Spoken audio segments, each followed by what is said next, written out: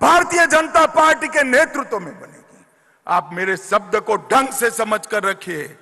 Bharatiya Janata party के नेतृत्व में यूपी की सरकार अगले चुनाव में बनने जा रही है और इसके लिए आज हमने संकल्प लेना पड़ा। हम किस पार्टी के कार्यकर्ता हैं? हम सत्ता प्राप्त करने के लक्ष्य के लिए निकले हुए लोग नहीं। हम विचारधारा को लेकर राजनीति के मैदान में आए थे। हमारी पार्टी की स्थापना का कारण ही विचारधारा था। ये 10 साल में विचारधारा के क्षेत्र में हमने क्या प्राप्त किया?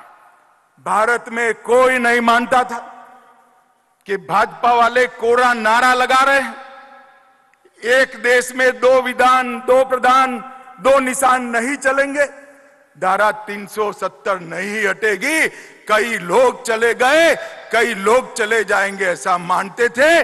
10 साल में मोदी जी ने धारा 370 को समाप्त कर दिया और कश्मीर को हमेशा के लिए भारत के अंदर लिया। सालों तक हमने राम जन्मभूमि के लिए संघर्ष किया, सालों तक संघर्ष किया। कोई नहीं मानता था कि राम जन्मभूमि पर भव्य मंदिर बन जाएगा, राम लल्ला अपने भव्य मंदिर में विराजमान होंगे। यही 10 साल में केस भी जीता, भूमि पूजन भी किया और धड़ल्ले के साथ राम लल्ला को प्राण प्रतिष्ठा कर कर अपने मंदिर में। मैं पुणे में आया हूं,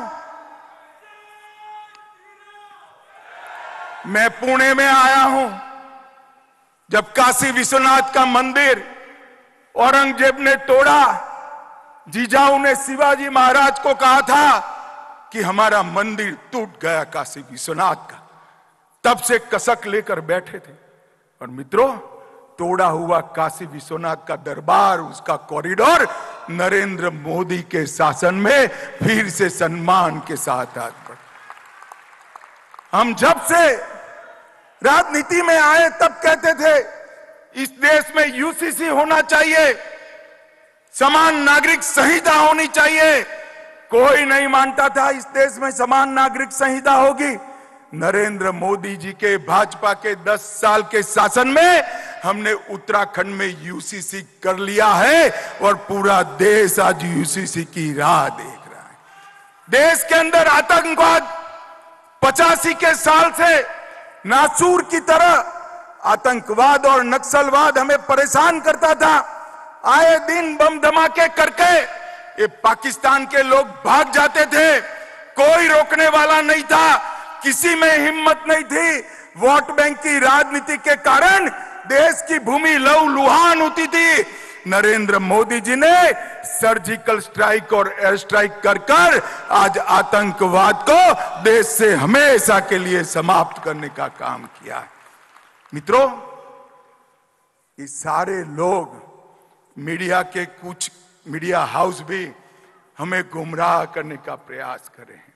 मैं आज ओडिशा राष्ट्रीय कार्यकारिणी में मैं पार्टी का अध्यक्ष था। मैंने कहा था 2014 का विजय 5 साल के लिए नहीं है, आने वाले 30 साल के लिए भारतीय जनता पार्टी का शासन इस देश पर रहने वाला है। और आज मैं महाराष्ट्र में बाजीराव पेशवा और शिवाजी महाराज और बाल गंगाधर तिलक की नगरी में कहकर जाता हूं, अभी 10 ही साल समाप्त हुआ है, 30 साल के लिए भारतीय जनता पार्टी का इस देश पर शासन।